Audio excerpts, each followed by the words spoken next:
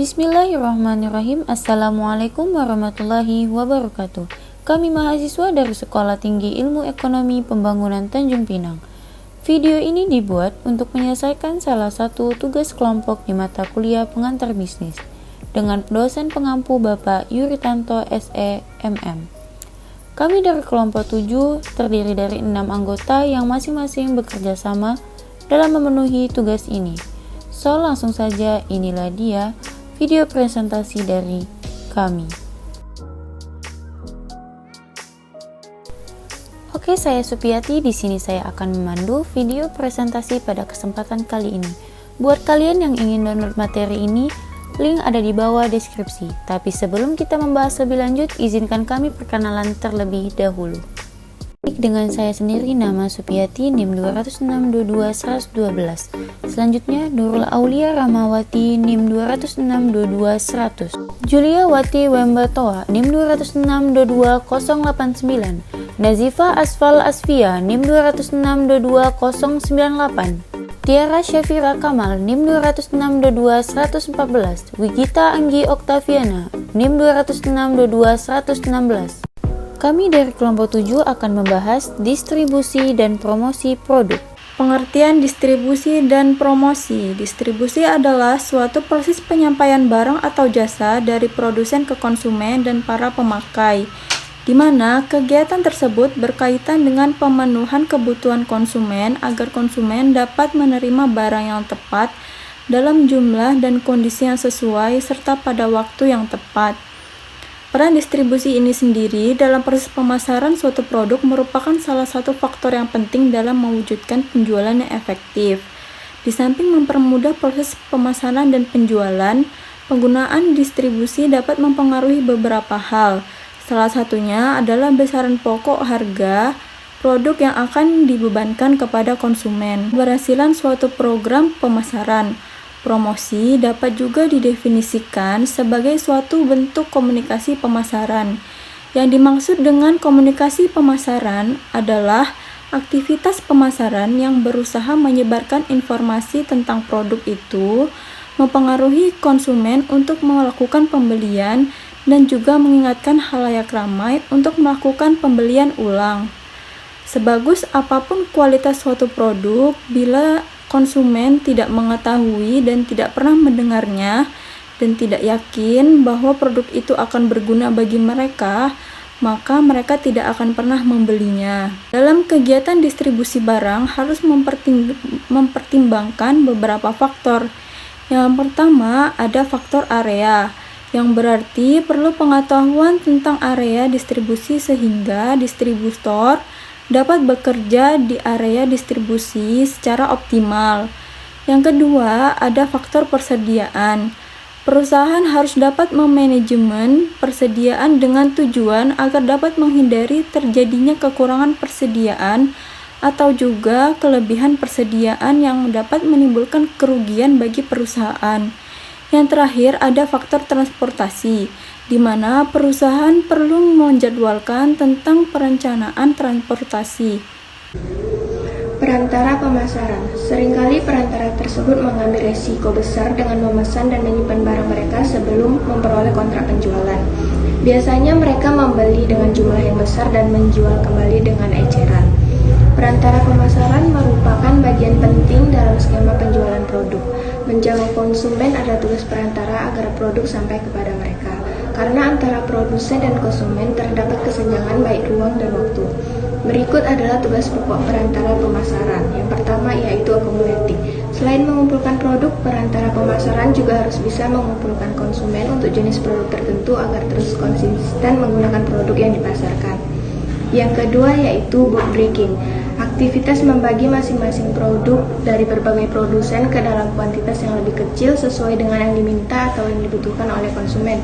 Yang ketiga yaitu sorting. Aktivitas ini membagi atau mengelompokkan masing-masing kuantitas produk yang lebih kecil ke dalam lini produk yang homogen atau sejenis dengan spesifikasi dan tingkat-tingkat kualitas tertentu. Yang terakhir yaitu sorting. Semakin besar bisnis yang dimiliki oleh perantara, maka semakin banyak pula jumlah lini produk, jumlah variasi produk, atau mereka pada masing-masing lini produk. dan pengelompokan lini produk berdasarkan kegunaannya. Pengertian saluran distribusi. Menurut Warren D. Keegan, seorang profesor marketing dan bisnis internasional di Pace University, New York, saluran distribusi berarti saluran yang digunakan oleh produsen untuk menyalurkan barang produksinya dari produsen sampai ke tangan konsumen atau pengguna industri.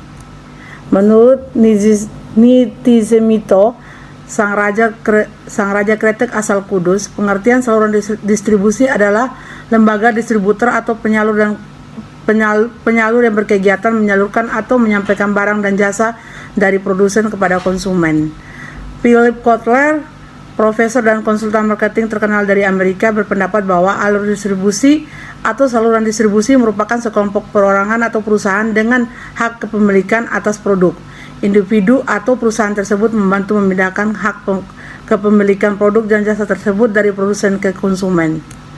Pengertian saluran distribusi secara umum adalah suatu jalur pemasaran yang akan ditentukan oleh pihak perusahaan dalam mendistribusikan atau memberikan pelayanan terkait barang kepada pelanggannya. Jenis-jenis saluran distribusi. Pertama, saluran distribusi langsung dari produsen ke konsumen. Umumnya, jenis ini akan menjual barang secara langsung ke rumah konsumen. Contoh jenis saluran distribusi ini adalah koran, es krim, dan lain-lain. 2. Saluran distribusi dari produsen ke pengecer dan ke konsumen. Untuk jenis yang satu ini, pihak produsen hanya harus melakukan penjualan besar serta melakukan pengiriman pada pihak pedagang ke pengecer. Setelah konsumen akan memberikan langsung kepada pengecer. Contoh dari saluran distribusi ini adalah mie, bakso, dan telur yang menjual produknya langsung kepada pedagang mie ayam bakso.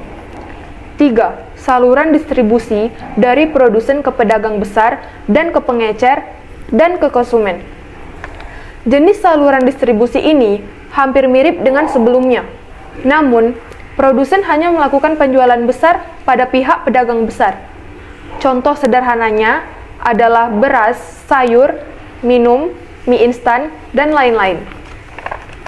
Keempat, saluran distribusi dari produsen ke agen, ke pengecer, dan ke konsumen. Jenis ini adalah pilihan produsen untuk melakukan penjualan produk kepada pihak agen. Lalu, nantinya pihak agen akan melakukan pembinaan kepada pihak pengecer. Contoh dari saluran ini adalah pedagang barang impor. Dan yang kelima, saluran distribusi dari produsen ke agen, ke pedagang besar, ke pengecer, dan ke konsumen. Jenis ini adalah jenis saluran distribusi yang melalui jalur produsen dalam menggunakan agen sebagai pihak perantara penyaluran produk kepada pedagang besar. Setelahnya, barang akan dijual kepada pihak pengecer sehingga konsumen bisa menikmati produk tersebut. Contoh sederhana dari distribusi channel ini adalah pembelian mesin ke luar negeri dan menjualnya kembali. Kita masuk ke tujuan promosi. Nah, pertama, mengubah sudut pandang dan tingkah laku pelanggan terhadap suatu barang atau produk.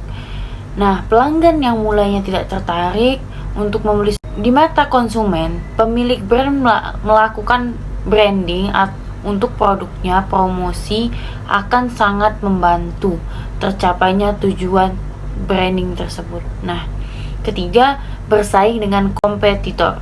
Nah, ketika ada banyak pesaing dalam dunia bisnis, menawarkan produk akan membantu menjaga angka penjualan tetap stabil. Keempat, itu meningkatkan keuntungan. Nah, jika tujuan promosi Anda sudah tercapai, branding yang Anda sudah lakukan itu tercapai, bukan tidak mungkin Anda mampu menjaga penjualan tetap stabil.